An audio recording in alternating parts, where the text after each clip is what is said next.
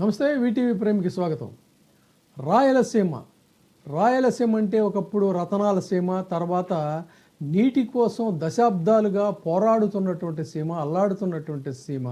YS Rajasekhara Reddy, Jaganmohan Reddy లాంటి నేతల పుణ్యం అంటూ కొంత వారికి వాళ్ళ యొక్క సమస్యలు ఇదైనా కూడా ఇంకా ఎప్పటికీ కూడా ఆ సమస్యలు అయితే మాత్రం ఉంటూనే ఉంటాయి.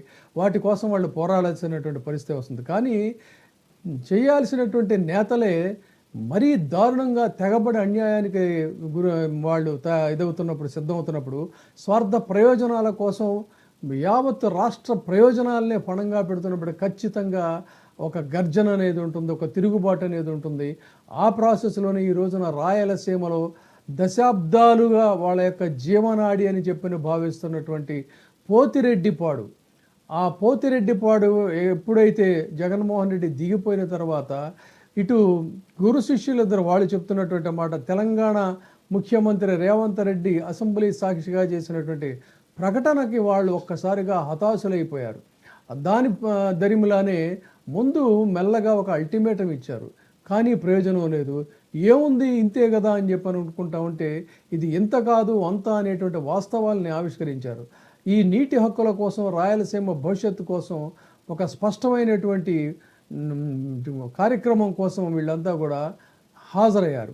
ముఖ్యంగా పెద్దిరెడ్డి రామచంద్రారెడ్డి, సజ్జల రామకృష్ణారెడ్డి, బుగ్గన రాజేంద్ర ప్రసాద్, గడికోట శ్రీకాంత్, కాటసాని రాంభూపాల్ రెడ్డి, బైరెడ్డి సిద్ధారెడ్డి, కాకాణి గోవర్ధన్ రెడ్డి, బుట్టా రేణుక, భూమన కరుణాకర్ రెడ్డి, సాకే శైలజానాథ్, రవీంద్రనాథ్ రెడ్డి లాంటి అనేక మంది ఎమ్మెల్యేలు, మాజీ మంత్రులు, కీలక నేతలు అందరూ కూడా అక్కడ ఇదయ్యారు. అయితే ఈ న్యాయమైనటువంటి హక్కుల కోసం ఈ సభ పెట్టుకుంటా ఉంటే కూడా దాన్ని కూడా అడ్డుకోవాలని చెప్పి చూసింది ప్రభుత్వం.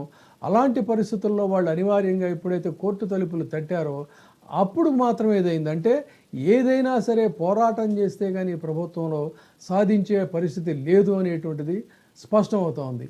ఇదే విషయాన్ని వారి ప్రసంగాల్లో కూడా చాలా స్పష్టంగా కనిపించింది. పెద్దిరెడ్డి రామచంద్రారెడ్డి చాలా తీవ్రంగా హెచ్చరించారు. పోతిరెడ్డిపాడు సామర్థ్యాన్ని తగ్గించే ప్రయత్నం కనుక చేస్తే చూస్తూ ఊరుకోం, రాయలసీమ నీటి హక్కుల విషయంలో రాజీ ఉండదని జలయజ్ఞం కాలాన్ని గుర్తు చేస్తా రాయలసీమ ప్రాజెక్టులు ఎంత కష్టపడి సాధించుకున్నాం అనేటువంటిది ఆయన వివరించారు. నీరంటే రాయలసీమ రైతుకి ప్రాణాన్ని కాపాడటమే మా బాధ్యత అని చెప్పన్నారు.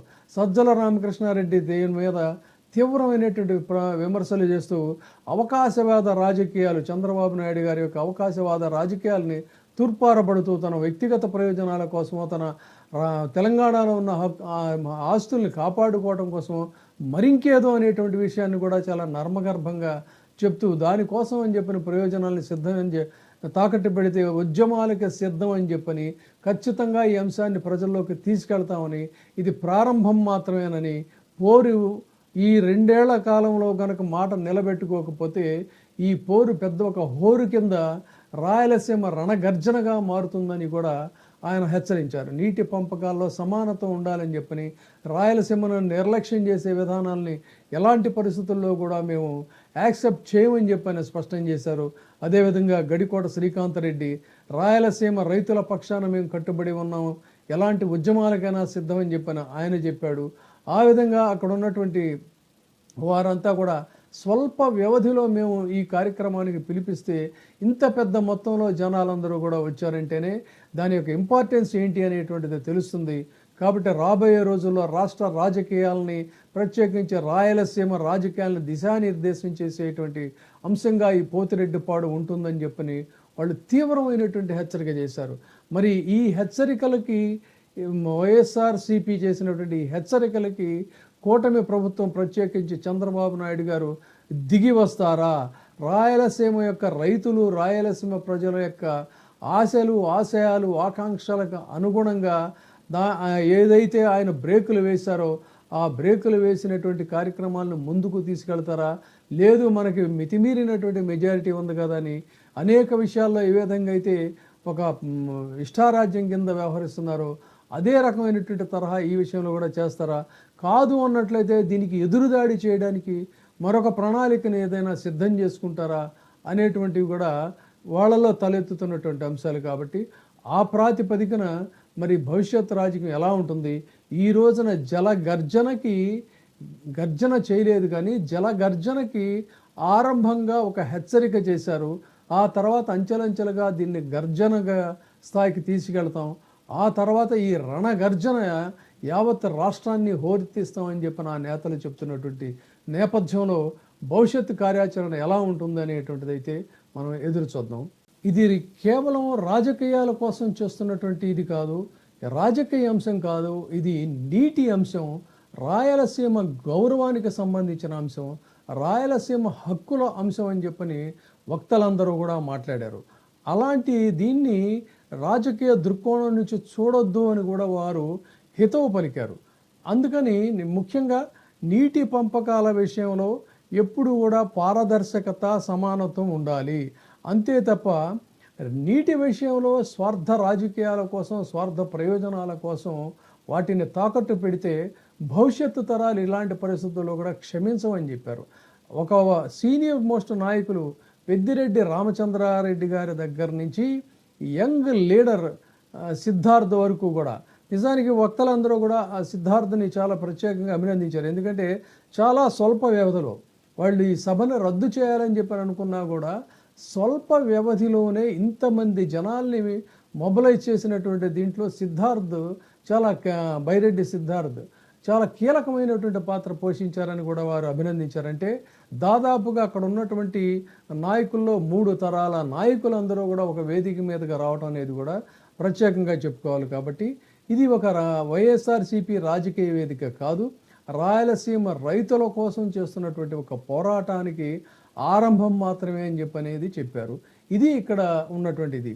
కాబట్టి దీనికోసం అని చెప్పని ఈ రాయలసీమ స్వాభిమాన సభకి కేవలం మాకు క్రెడిట్స్ కూడా అక్కర్లేదు, ఇది వైఎస్ఆర్సీపీ చేసిందనేటువంటి ఘనత కూడా మాకొద్దు. అందుకోసం అని చెప్పని రాయలసీమలో దీనికి జరుగుతున్న అన్యాయానికి నిరసనిస్తూ ఈ ఉద్యమాన్ని బలోపేతం చేయడానికి కలిసి వచ్చేటువంటి రాజకీయ పార్టీలని, కలిసి వచ్చేటువంటి సామాజిక సంస్థల్ని, వీళ్ళందరినీ కూడా కలుపుకొని వెళ్ళి ఒక ఐక్య కార్యాచరణ కోసం అని చెప్పని అందరూ కూడా ఒక తాటి మీదకి రావాలని కూడా ఈ సభ పిలుపు ఇవ్వటం అనేటువంటిది ప్రత్యేకంగా గమనించాలి. అంటే ఇక్కడ ఏదో వైఎస్ఆర్సీపీ మైలేజ్ కోసం అని చెప్పని వైఎస్ఆర్సీపీని రాయలసీమలో బలోపేతం చేసుకోవాలనేటువంటి ఒక సంకుచితమైనటువంటి భావన మాలో లేదు అన్న విషయాన్ని కూడా వాళ్ళు స్పష్టం చేశారు. ఎందుకంటే వాస్తవం అది.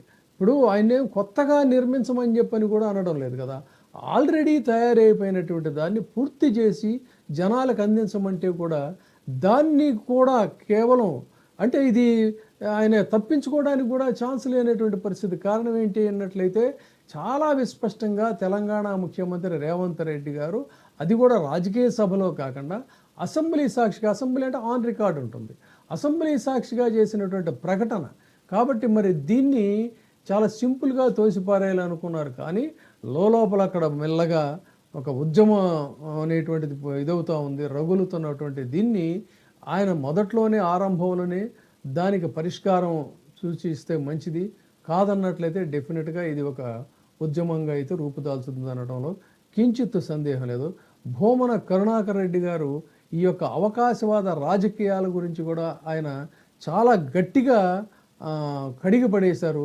అదేవిధంగా కాకాణి గోవర్ధన్ రెడ్డి గారు కూడా ఈ అంశాల మీద చాలా విస్పష్టంగా ఈ దివాళా కోరు కూటమి చేస్తున్నటువంటి రాజకీయాలని తూర్పారబట్టారు. ఆ విధంగా వక్తలందరూ కూడా తమదైనటువంటి శైలిలో చాలా గట్టిగా ఈ అంశాన్ని జనంలోకి తీసుకెళ్లేటువంటి ప్రయత్నం చేశారు. కాబట్టి భవిష్యత్తులో మరి ఈ సమస్యని సున్నితంగా చంద్రబాబు నాయుడు గారు పరిష్కరిస్తారా, కాదు అన్నట్లయితే మరింత జటిలంగా మన బలానికి లేకపోతే మన దీనికి తిరిగే ఉంది, వీ డోంట్ కేర్ అని చెప్పని ఆయన మిగతా అనేక అంశాల్లో ఏ విధంగా అయితే బుకాయింపు అనేటువంటి ఒక సూత్రాన్ని తీసుకున్నారో ఆ రకంగానే దీన్ని కూడా బుకాయిస్తూ ముందుకెళ్తారా, భవిష్యత్తు కార్యాచరణ ఎలా ఉంటుందనేది చూద్దాం.